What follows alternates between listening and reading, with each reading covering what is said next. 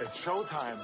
Hey, welcome to Did You Watch Survivor Last Night? My name's Jake Shadow. It's a podcast about reality television and friendship in which I ask my best friend Thomas Powell if he did indeed watch a certain reality show last night. Hey, Thomas, how you doing today? Hey, Jake. I am doing just fine. I am, there's a little bit of a chill in the air. I'm feeling... Oh, what? Feeling a little spooky. You feeling spooky today? On this 1st of October?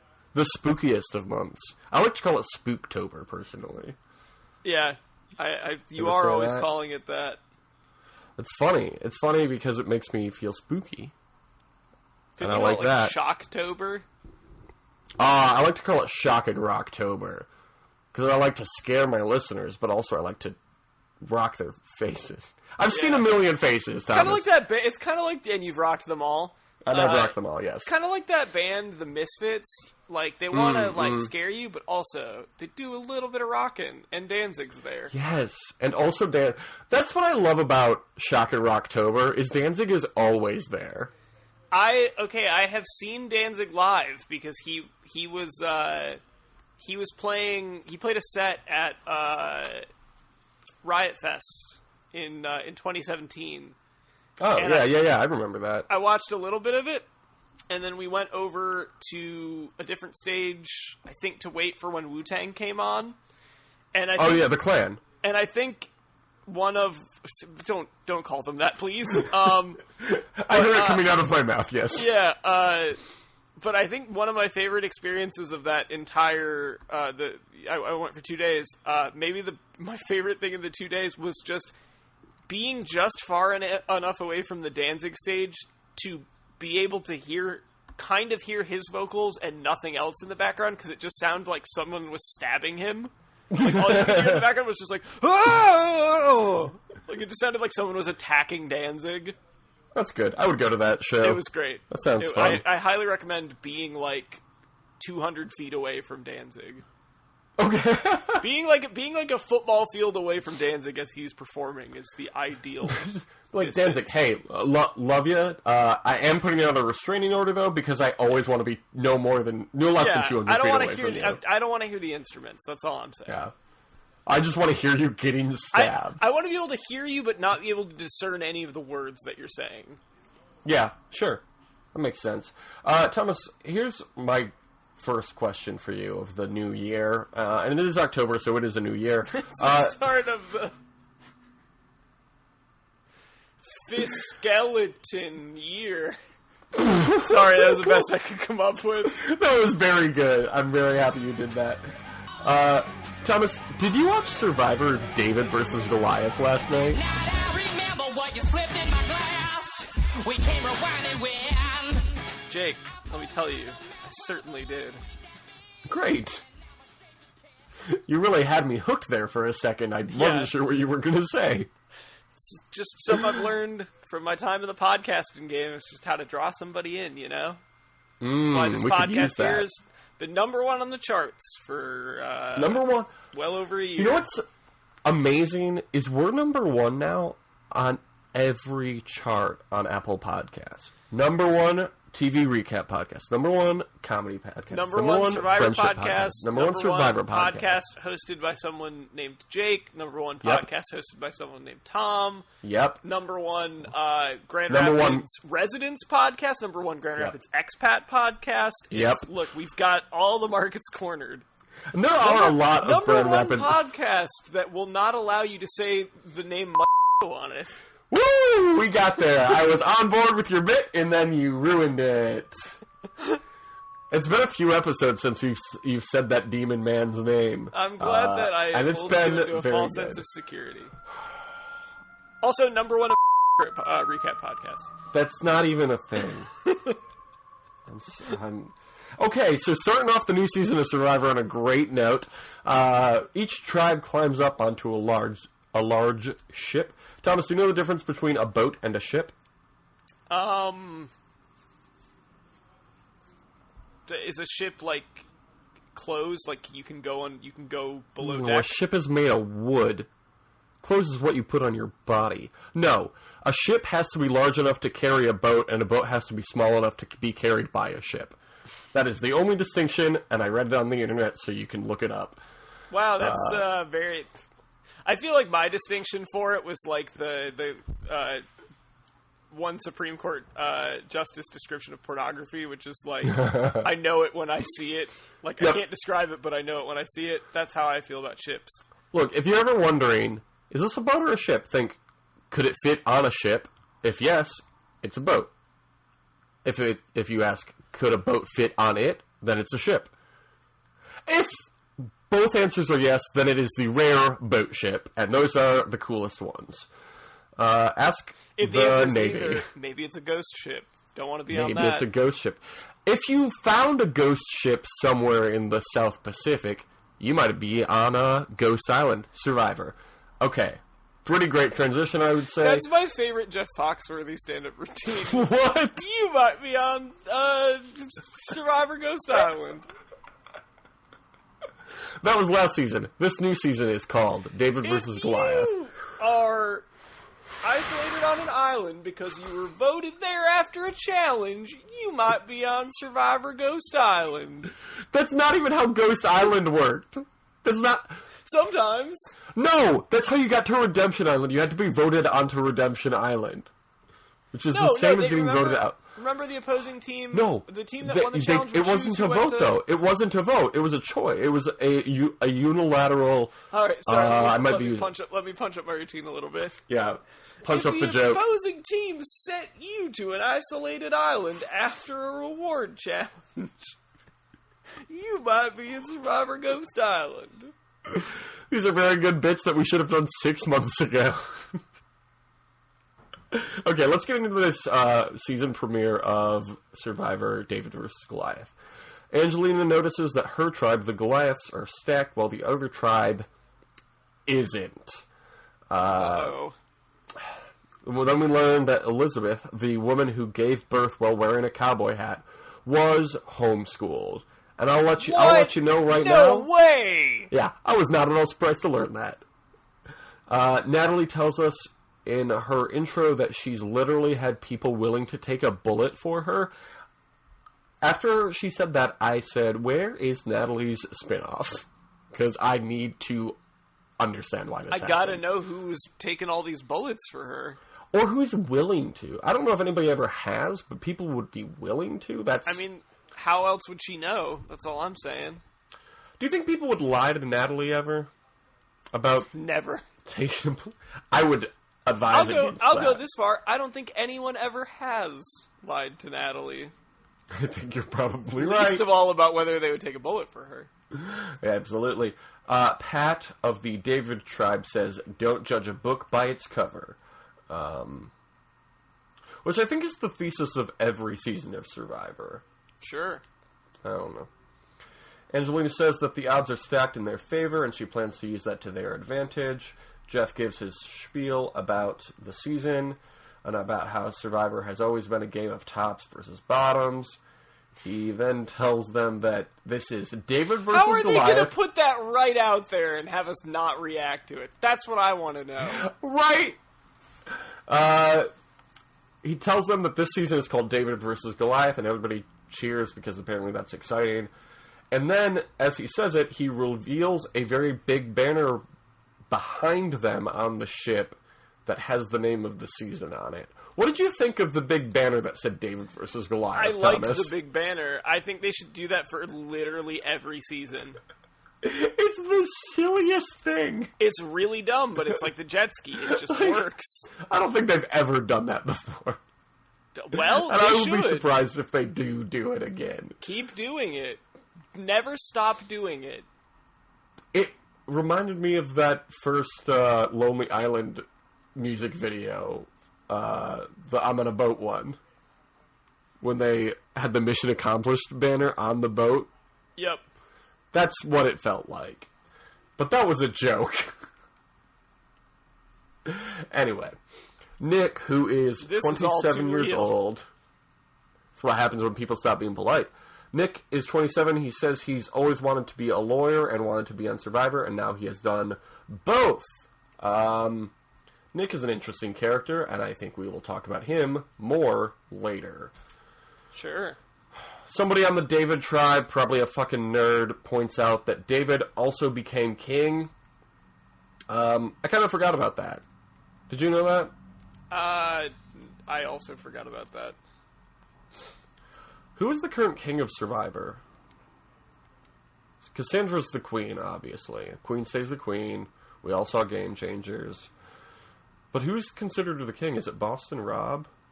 Yeah, I mean, I think that's probably... Or is it Russell? Russell's never won, though. He's only played 3 times. What about, like, Rupert? Is Rupert the king? Rupert was the king, like, 10 or 15 years ago. Rupert is the Santa Claus of Survivor. Rupert is the Santa Claus of Survivor. That is definitely true. We can all agree on that. Gabby on the David tribe catches a glimpse of Jomo and becomes, all caps, flustered. Understandable. I am very into this. I hope... He's married, right? I don't know if he still Jomo? is. Let's look Well, okay. Even if he's not, that doesn't mean that they can't have a little showmance, which I would be very into. They're both 2 good-looking people from opposite ends of the world. One's a David, the other a Goliath. What about Survivor Romeo versus Juliet, where they're just from 2 competing families and then everybody's in love with each other from the other tribe? It's an Are You the One Survivor crossover. Oh my god. Fun fact. Yes. John Morrison was in Sharknado 5, Global Swarming. Wasn't Chris Jericho also in one of the Sharknado movies? I think he was, yes. That's good. Anyway, So, what we've learned is John Morrison was married to Sharknado. Yeah, we know that. What a lucky man. Hennigan was involved in an on-off relationship with former WWE diva and on-screen manager Melina Perez from 2003 to 2015. The pair met during the auditions for Tough Enough 3, in which Perez was cut and Hennigan eventually won. Since 2016... Hennigan is John Morrison, by the way, if you couldn't suss that out. Yeah. Since 2016, Hennigan has been in a relationship with Taya Valkyrie, to whom he got engaged to... Fucking, come on, Wikipedia. Okay, they got married in June. So they got married not too long after probably he stopped shooting this. I'm here for it, even if it's a shallow showmance. I still want to see Gabby and Jomo, at the very least, flirting to further their own game. Right? Yeah, I mean, why not? It's part of the game. He talks about how in wrestling he's had a lot of persona, but he's not playing Survivor with any of those. This is about who John is. I liked that a lot. It was very cheesy, but I enjoyed it. It was like, who is John Galt? Except he didn't say John Galt. No, please, don't compare him to that. I actually like John Morrison. Don't do that. Did you know why would you know this? It would be impossible for you to know this. Or improbable for you to know this. But Don't tell me what I can't know. There is a baby store that sells baby stuff. They sell things for babies. They sell things for baby. I assume to take care of babies. I've never been inside the store, but I'm pretty sure they don't just sell babies. My point is, the name of the store is Baby Galt. And every time I walk past it, I think, who is Baby Galt? Which I think is a very funny joke, but I don't think anyone would appreciate it. Okay. In a talking head, Jomo says he believes that people will underestimate how smart he is. That's cool. Jeff asks Allison about her upbringing, and she says she grew up in an upper middle class family full of doctors and is now a doctor herself. And then Jeff turns to Pat, who says he was raised in a family that lived paycheck to paycheck. Jeff then tells them that they're going to put the story of David and Goliath to the test. Which, we already know how it turned out. David won, and the Bible is fact. So, don't really know that we need to do this season. That was what he was trying to prove, was that the Bible is fact. In case anyone was wondering, the Bible is 100% correct. We wanted to put that argument to bed. It's been proved. Yeah. Hey, I'm Jeff Probst here to say I believe the Bible 100% of the time. Does he say that he believes the Bible in a major way? My name's Jeff Probst, and I'm here to say I believe the Bible in a major way. That's good. I can hear your roommate laughing from the other room, and I assume he's laughing at a joke of mine that he did not hear. He was just, he really liked a joke that you made. Yeah. You know our What's Up Tiger Lily joke that we've been making for like 15 years, 10 years, however long? Yeah. Okay. So I learned recently that Patrick didn't believe I was smart enough to come up with that joke. Oh my god. How dare he? And I was like, you know what? That's rude. But also, I completely understand why you would think that. Maybe Patrick's the dumb one for thinking that, like, it would take an evil genius to come up with a Shaggy Dog story. Right. Yeah, it's a good joke, and everybody agrees it was a good joke. Everyone and loves a lot the of joke. people are saying it. You're hearing it. You do hear it. You're hearing it more and more. You do hear it. You're hearing it more and more. Yeah. The What's Up Tiger Lily joke is a very good joke. And I don't think we have to get back into that joke. Many are saying this. Look, everybody knows the joke by now, and it's like, it's run its course. It's like you and your dumb Dirty Jobs host bit. Like, we get it. Do you really need me to go through and bleep out the name every single time? We get it. No, you know the one. You know the one. He was on Survivor, almost same names with Michael Scoopin. Yeah. Yeah, that's so you're talking about, right? That is who I was talking about. Yes. Where were we? Oh, they're putting the thing to the test. He tells the Goliath tribe to pick the 2 weakest people on the David tribe and the 2 strongest people of their own. For say David, one nice thing about them. What was it that I was just... Oh, it was the actual news. Never mind. Beto O'Rourke and Ted Cruz had their debate, and the final question was, say something nice about each other. Oh yeah, and what didn't Cruz go like, he's very good at supporting socialism or something like that? He tried to turn it into like an actual insult. Like, he's very passionate about stealing tax dollars from hardworking Americans or something like that. He did like a form letter about how Beto O'Rourke is actually bad, but he's very passionate. And then before the end, Beto O'Rourke just goes, true to form. And then they're like, all right, that's our time. God, I really hope he fucking wins. That dude's so cool. It'd be great. Well, I mean, Ted Cruz is really doing him a favor by constantly producing ads against him that are just like, this is what Beto O'Rourke wants for Texas. And he's just like, I think it's weird that a guy got shot in his own apartment. That's pretty bad. We probably shouldn't have that. Yeah. It's like, too extreme for Texas voters. Okay. That's Politics Corner, everybody's favorite segment that we do all the time. You should just play the same Wrestling Corner music for that. That's good. David Flair, political icon. For the David tribe, the Goliaths pick Lursa and Christian, who someone refers to as Big Bang Theory. Which seemed like some buzz marketing for the final season of Big Bang Theory, but you know what? I thought it was a funny riff, and I'm going to let it go. They choose Allison and Jomo for their own tribe. So they picked, for each tribe, 2 of our people. 1 of each of our people, I should say. Which was cool. Right? You picked Jomo? I did pick Jomo. Lursa. I'm riding Jomo to the end. Jomo is my tag team partner. Sound like Gabby. Did you hear my good sex joke about 2 people I don't know in real life? You're welcome. Then Jeff tells them about the challenge that the 4 of them will compete in. There are 3 sections of the challenge and 2 obstacles at each section.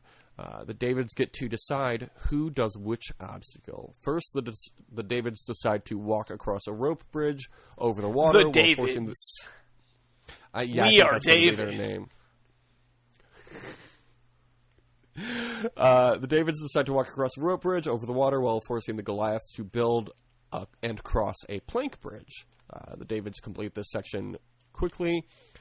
Then, at the second station, the Goliaths have to run through a cylindrical netted rope tube kind of thing, like you would see at Chuck E. Cheese or a McDonald's play place. The Davids, though, thought it would be easier to crawl under a bunch of tight ropes against the ground.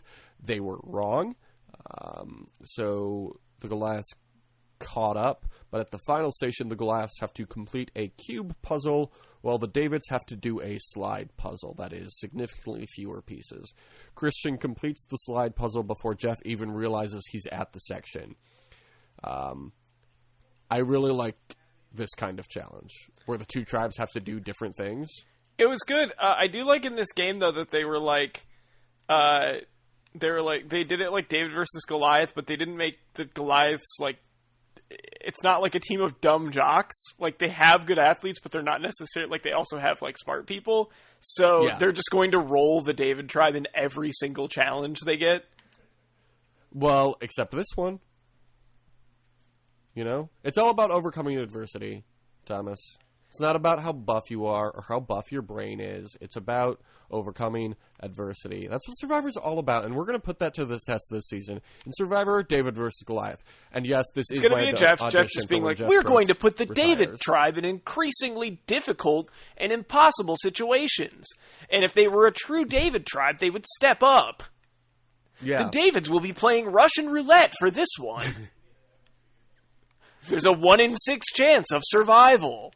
We've rigged it so that the Davids all shoot themselves and the Goliaths all live to see the end. Will the Davids have the gumption to overcome the 5 bullets we've put in the chamber?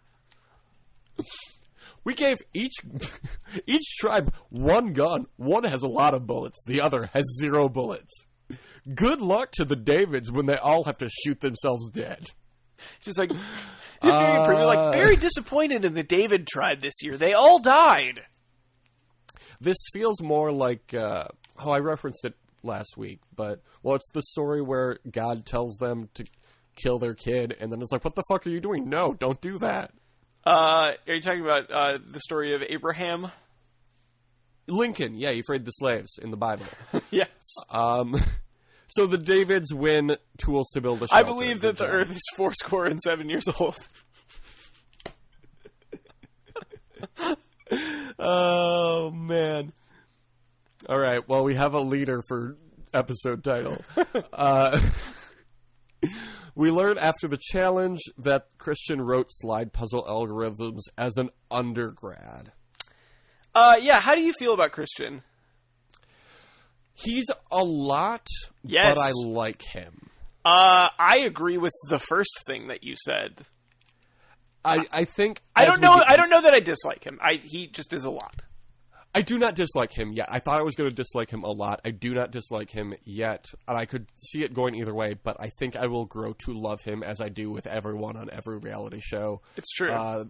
This week I think the lesson that we need to learn is that if we talk shit about anyone on this show, they will hear it, and then maybe we'll feel bad about it. And then maybe they'll win after they become our friend.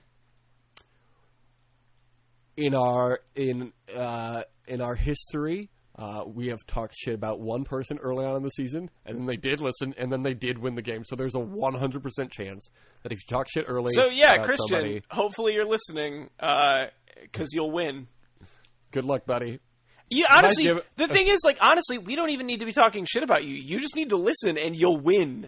Right. 100% of the time that somebody has listened after we talk shit about them, they did end up winning. But also 100% of the time that somebody... When we did not talk shit about them and they listened. Yeah. 100% of the time somebody's listened who's been on this show, the season we're covering, they have won. So, Christian... Numbers don't lie. Walk up to the bank and say, it's a guarantee. Don't say that. It's a bank. It's a place of the Lord. Yeah, maybe in America. That's I have an idea for like a Banksy thing for that. Where it's hell yeah. It's Let like me a hear it. church, but like it's also a bank. I'm sorry, it's in the early stages, but I think it's really going. I think it's really going to shake things up. I can't wait. I have an idea for a season of Survivor. Do you want to hear it? Sure. It's called Survivor 99% versus 1%. It's people with a lot of money versus everybody else. Ooh, that'd be good. It'd be even better if the 1% tribe. Here's the thing. It'd be even better if the 99% tribe just literally murdered the 1% tribe. Yeah. The best possible challenge outcome. is guillotines. Yeah. Can the 1% tribe avoid the guillotine? As they head back to camp, Christian can't help but focus on the mistakes he made rather than the fact that he won the challenge for them. Yeah, so that's probably not great. That's a pretty bad way to play the game, to be honest. Like, you shouldn't be... Obviously, you shouldn't be confident. You should not be confident, but you should also not shit on yourself. Yeah, you shouldn't that's our job. Second-guess yourself that much. Like, you need to... be honest about the game that you're playing, but if you're beating yourself up over stuff, like, you won the challenge. Like, you can't... Yeah. You're the reason that your tribe of 10 people won the challenge. You can't be shitting on yourself like that. Okay, so let's get into the Goliath's first day on the beach. Dan recognizes Mike, but can't place where he recognizes him from. And then somebody runs up to him and says, "You were on Amazing Race, right?" And this was my favorite thing in the episode, is that he was like, "Oh, I'm a writer," and they're like, "Oh, cool." And then the thing that they recognize him from is not School of Rock, a movie that anyone in our age range saw. It is that he was on The Amazing Race, which also, if you recognize him from The Amazing Race, you should know that he was in School of Rock because they definitely told you. But I totally understand that thought pattern. Like, this dude looks so familiar. I know that I recognize his face, and then just one person places maybe one of the producers purposely told them to say that so that they could do like some cross promotional like network stuff. I wouldn't be surprised, but I know that Jeff prides himself on the producers not influencing the game in one way or the other for any given person. And that feels like it would be influencing the game to his benefit. You know what I mean? If they tried to shy away from the Hollywood side of things. Yes. But also, what do I know? I'm only the future host of Survivor. That's a new campaign I'm starting to. So he bashfully giggles at them saying he was on Amazing Race, and it's very cute. Dan, the hot cop, used to be fat, but he worked really hard not to be fat. And I wrote in my notes during the scene, imagine caring about anything as much as Dan cares about not being fat. Yeah, you can tell he's totally over it. Like, it's in the past, and, it's just really funny to him now. I'm not mad, you're mad kind of thing. It's like good for you, dude. Like, literally all you have to say at a certain point is just like, good, nah, that's good. I'm happy for you. Yeah. He's this. Oh my God, he's the same as Christian. Yes, he accomplished something. He did something, but he can't like let it go. He can't stop dwelling on it. Oh my God, are they going to become allies? I really hope so.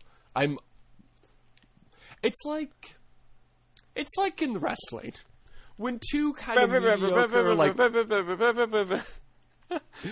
Two kind of middle-of-the-road wrestlers who don't have a lot of heat behind them team up and become the tag team champions. And I am specifically talking about Dolph and Drew right now. Or the B team. Or the B team, yeah.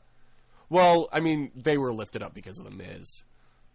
And whereas Dolph and Drew kind of just got together independently and are killing it now. Oh, man. Okay, end of Wrestling Corner. Natalie tells Dan that he's fine now. Okay, not an important note. Didn't need to read that one out loud. Dan maybe a little showman's going there because the show specifically was like, had both of them be like, maybe there is a little showman's happening.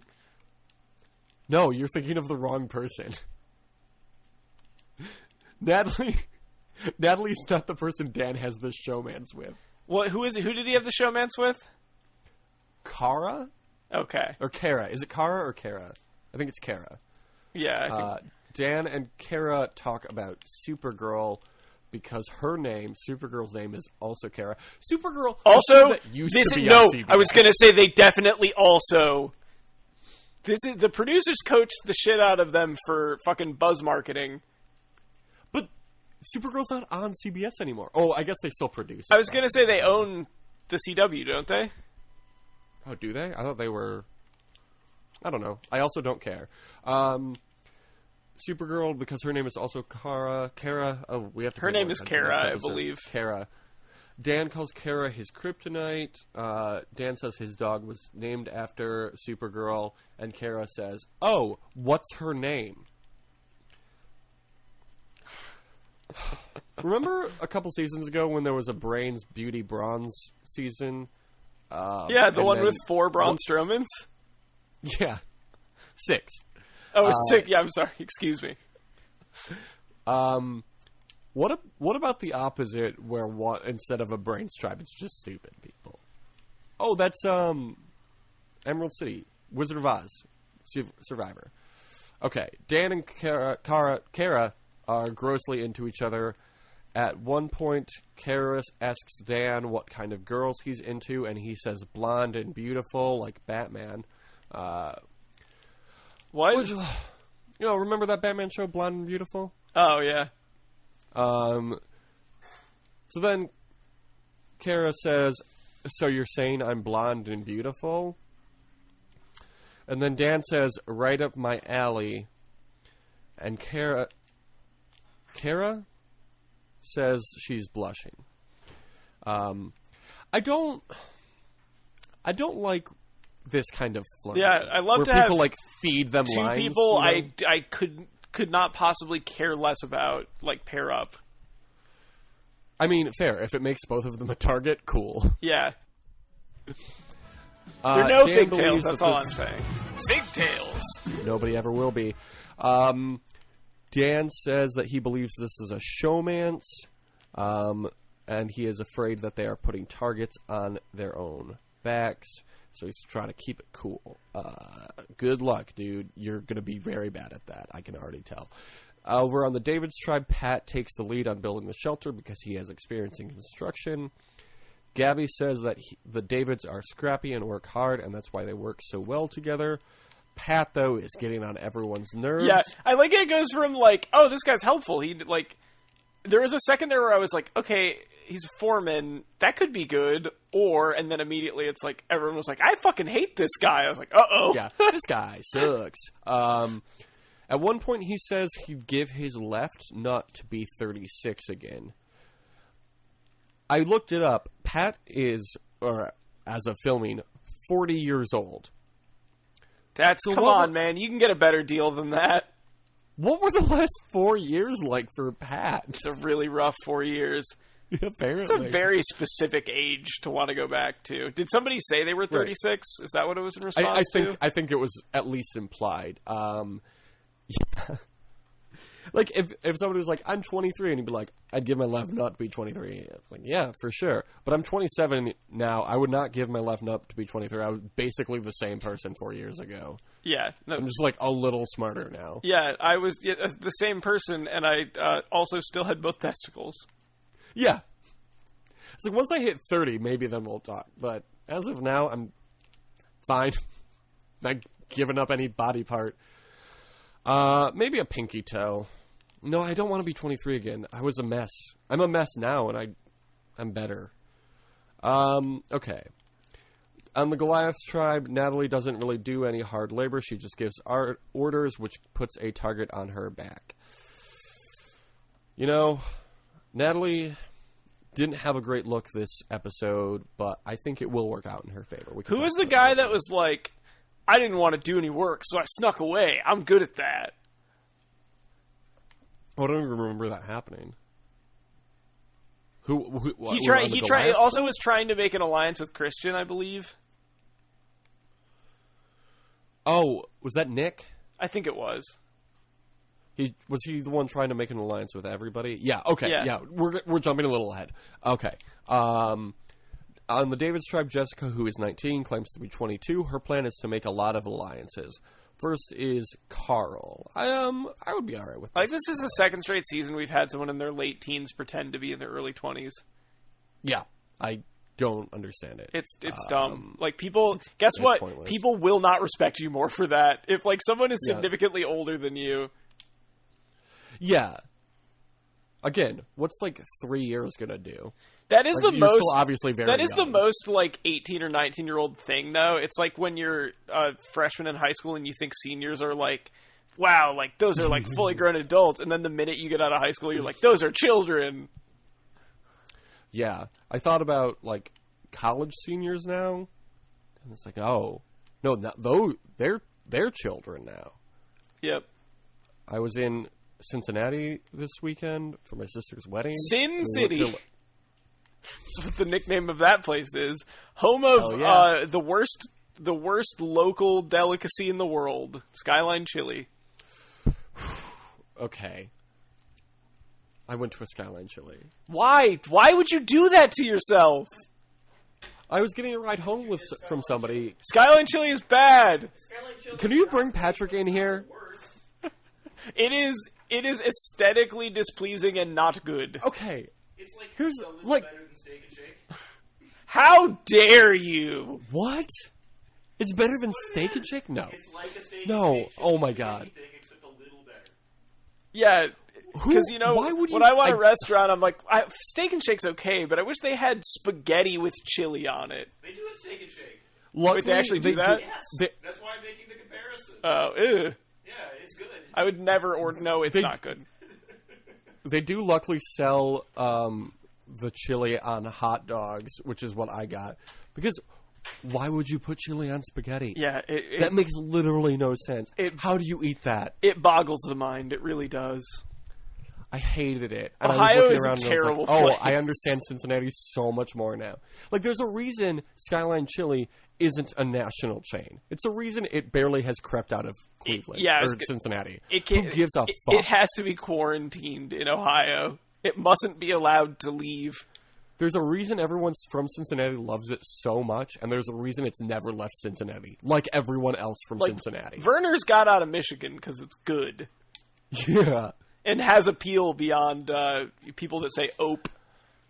Yeah. Elsewhere on the David's Beach, Lursa and Elizabeth vibe hard and become my early favorite alliance.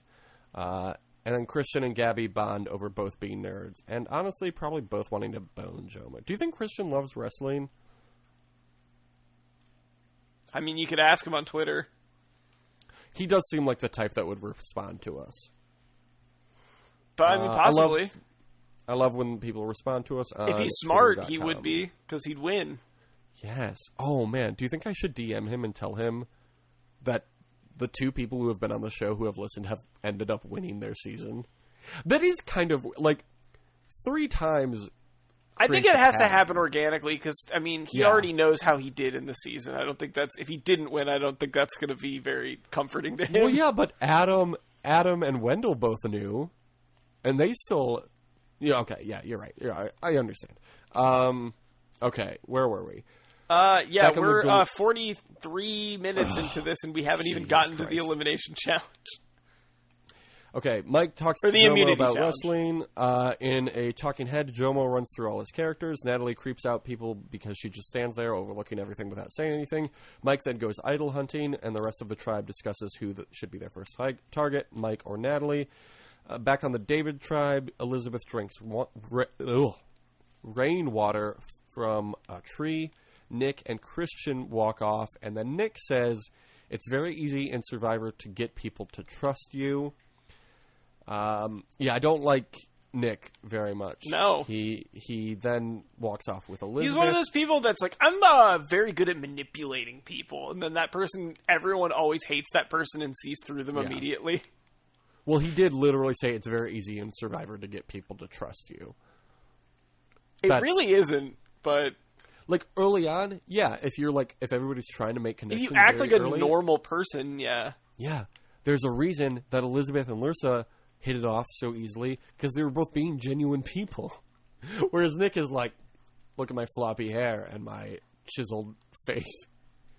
Hey, we should go Aren't to I the end charming? together. Like, what? Hey, do you want to be final two? Sure, I guess. I'll make that deal with anyone right now because it's the best deal I've got. Yeah, Nick is not going to make it far.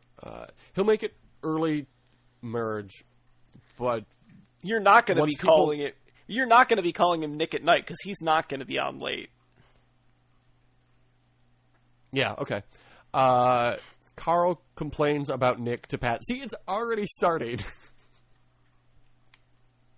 People already hate Nick. I love it. Over on the Goliaths, Angela... he's Chris from last season. Yeah. Like, Yeah. the good-looking, seemingly charming dude who everyone actually hates. Yeah, I mean, I don't know. He's not on Chris's level, and I mean, No, Chris Chris was a was awful. transcendently like anti-charismatic person. Yeah, who thought he was very charismatic. Man, remember Chris's raps? Man, what a good season No, that was. no, unironically, that was a great season. Ghost Island? Yeah, Ghost Island. He I was don't think Ghost Island gets he enough was credit. the perfect foil for Dom. Oh, man. I was watching I've gotten really into a Survivor YouTube channel recently, which is like a dude listing his top 5 things from the show and like talking about strategy and everything. And he was giving he was explaining a season he wants to see that's just a Rivals season, and he was like, absolutely, I would want Chris and Dom on this season. Yes. I'd watch it. Angelina points out that not enough women find idols, so that's what she's going to do. She and Kara start hunting. It's hard to get You're used so to. used to 'cause saying I've- Kara because of Cara Maria. Yeah, exactly. Jeremy realizes that everyone else on the tribe is idol hunting, so he begrudgingly does the same. And yes, when I read that note out loud, I did think of Jeremy Collins from Second Chances. Because this was Jeremy's only scene in the whole episode, I think. I didn't memorize him, is what I'm saying. Okay, in a talking head, Dan reveals he found the idol ages ago with Angelina and Kara, which is sad. Like, her whole point was, like, more women need to find idols, and then they pull Hot Cop in, and he finds it. Hey, look what I found! God damn Hey, it. is this it? Because you know he's not going to give it to them. No. He's going to hold on to it for himself. Like, they don't have a relationship yet. Yeah.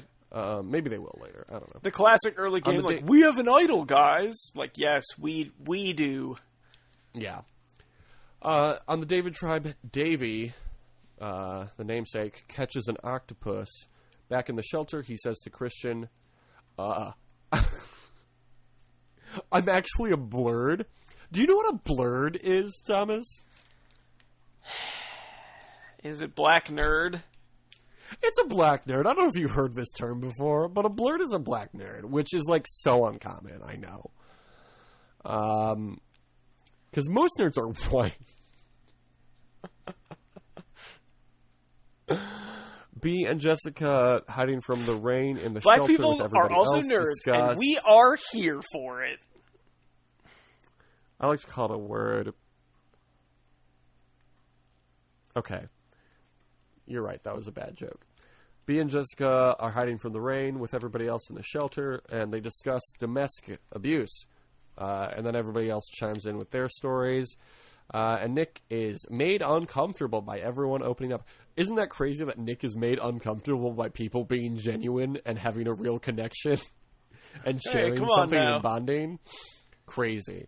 What seemed to be a little later in the night, he tells them about how he lost his mom 3 years ago to a drug overdose. He then says he needs to talk about his own struggles more often. Yeah, my dude. That's how it works.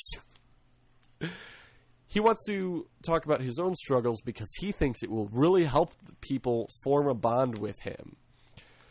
Uh-huh. I hate this dude so much. Yeah, I I do not care for him. felt sympathy for him for like 30 seconds. And then it was like, I talk about my dead mom, people are gonna want to align with me. No, not if you say that part out loud. Real Johnny Fairplay move here. Yeah, but Johnny Fairplay did it well. Yeah. At the Immunity Challenge, the idol is really good this season. It's a simple design and a good size. And I liked it. Did you have any thoughts on the actual idol? No. Sounds like a I no. couldn't Yeah. even tell you what it looks like. It's short and stout and like tan. It looks like a little guy. I don't know. I just remember thinking, oh, it doesn't look bad. It's a little teapot. I'm a little teapot, short and stout. I've heard the song. They have to go through an obstacle course and do some puzzles. At a couple points throughout the challenge, the tribes will cross paths. In these moments, Jomo chooses to take people down at the knees, which I am more here for than I expected to be. The Goliath tribe takes a huge lead and wins. And then Pat of the David's tribe says that their tribe, everybody's heart on the tribe, has all become one big heart, and it's very touching. All right. And now is the best opportunity to get into wildlife shots. You ready for this, Thomas? Tell me about those wildlife shots. Well, I would, but I think there was only one. Tell me about that wildlife shot. It was dolphins. I can't really differentiate by sight different species of dolphins, but I do believe this was the Indo-Pacific bottlenose dolphin, which is generally smaller than the common bottlenose dolphin. And that dolphin can be found nearly everywhere in the ocean. But this dolphin, the Indo-Pacific bottlenose dolphin has 23 to 29 teeth on each side of each jaw, which is, I think, a cool fact. Much of the scientific data in this field has been combined with the data about the common bottlenose dolphin, making it effectively useless in determining the structural differences between the two species. And also, the IUCN is unable to tell if/how endangered this species is because of that fact. Okay. Half of this Wikipedia article is just, yeah, it's basically this other dolphin. We don't really know what else to tell you. They have a more slender body, though, and a longer beak than the common bottlenose dolphin. On average, it is 8.5 feet long and can weigh up to 510 pounds. They eat fish and squid mostly, generally live in groups of 5 to 15 dolphins, although there are groups of hundreds. The first... Here's a direct quote from the Wikipedia article that, isn't necessary information, but I liked it a lot. The first report and footage of spontaneous ejaculation in an aquatic mammal was recorded in a wild Indo-Pacific bottlenose dolphin near Makura Island in Japan had in our fun 2012. here. Let's stop talking about the rapist mammal. Okay, I do want to tell you one last fact about this animal. There is a medicine man in an indigenous tribe in Australia who speaks to these dolphins telepathically. That's all. That's all I wanted to tell you. I do like that. Yeah. There's a reason it was the last fact I wrote down. Okay. And then we come back from commercial to see someone being rushed onto a beach. It is revealed to be Pat. Apparently, on their way back from the challenge, the boat hit a wave too hard and Pat suffered an injury to his back.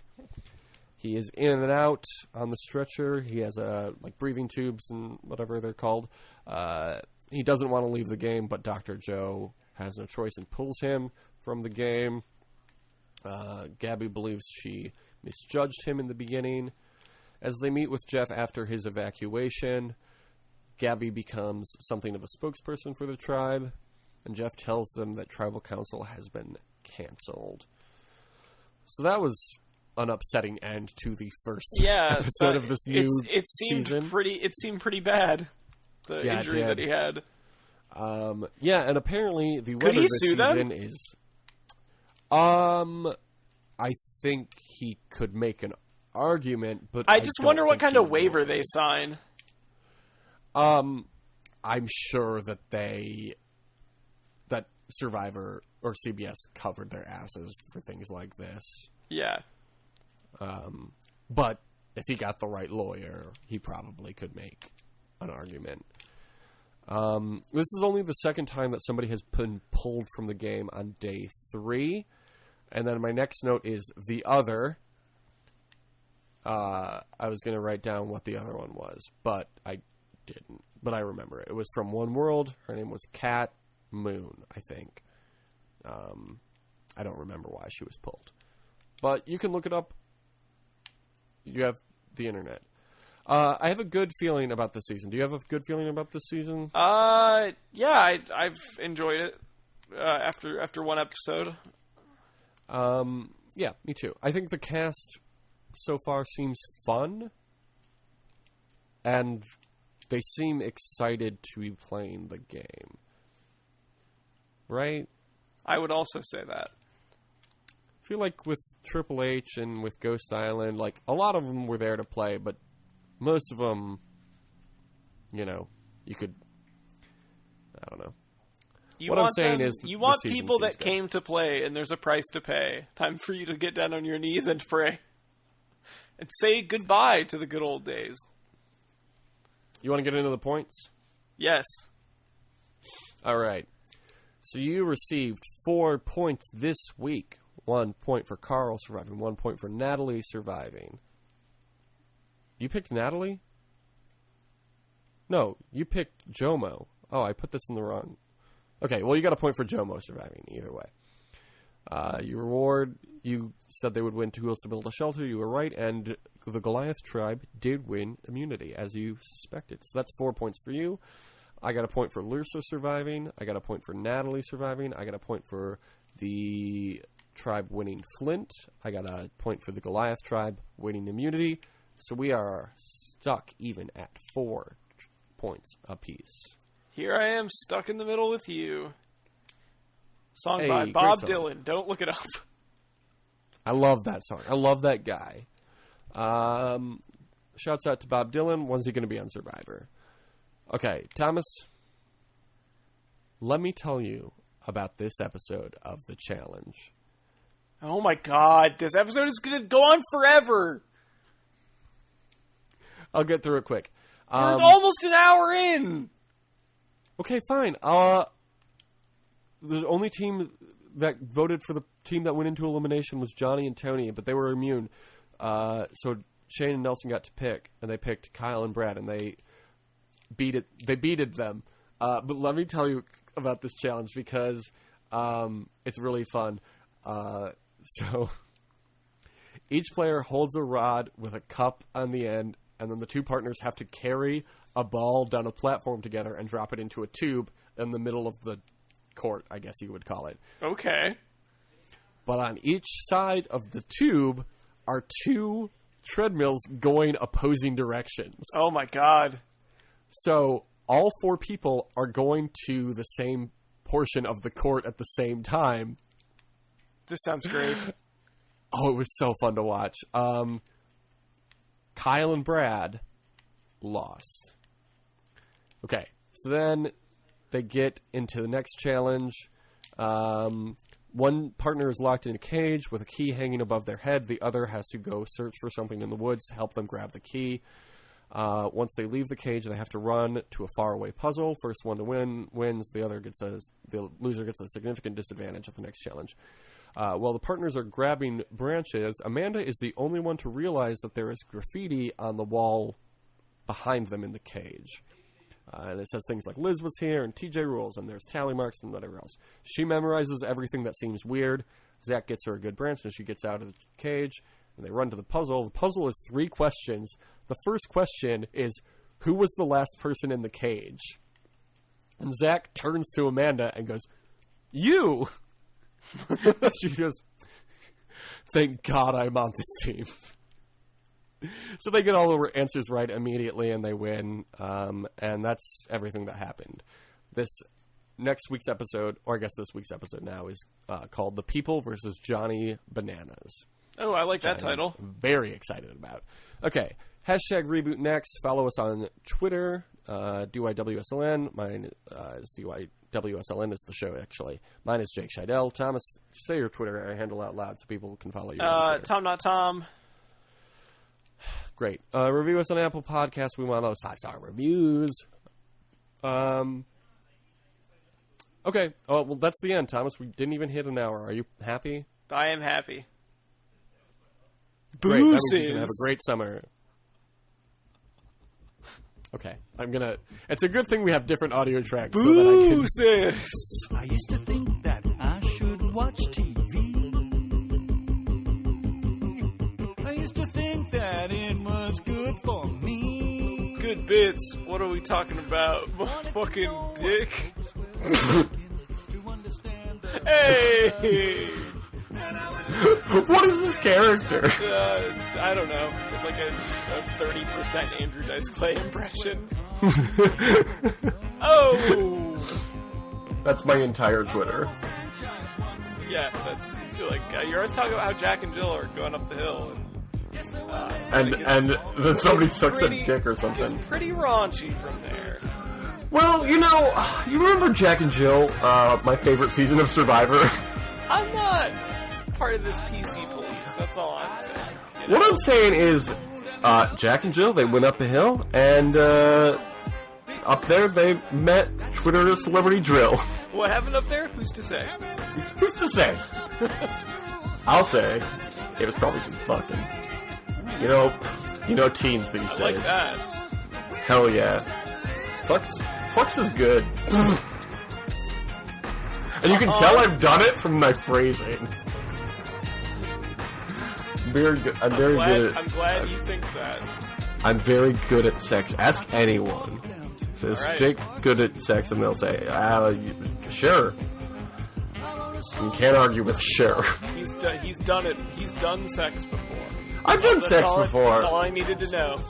You put the stuff in the stuff, and it all works out. Sure, yeah. And look, I know what I'm talking about. I've done it. Been there, done that.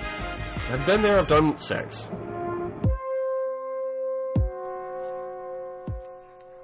You better say that for the entire month of October. You bet I will. Good. Can't fucking wait for Buddy, Halloween. You better believe it. Believe that. Roman Reigns, WWE. Ever heard of it? Roman Reigns, WWE, Tom Powell. WWE. You miss 100% of the spears you don't take. Who's got a better spear, Charlotte Flair or Roman Reigns? Roman Reigns. Charlotte's is just okay. It's pretty good, though. I mean, yeah, Roman's is actually very good, though. Like, if there's one thing that you can't criticize him for, it's the spears. If there was everything else he could criticize him for, it's everything else. Well, I mean, he's a good in-ring performer. Okay, he's a good in-ring performer. He's good at wrestling. He's good on the mic. He's good at being the show. Roman Reigns is the perfect wrestler.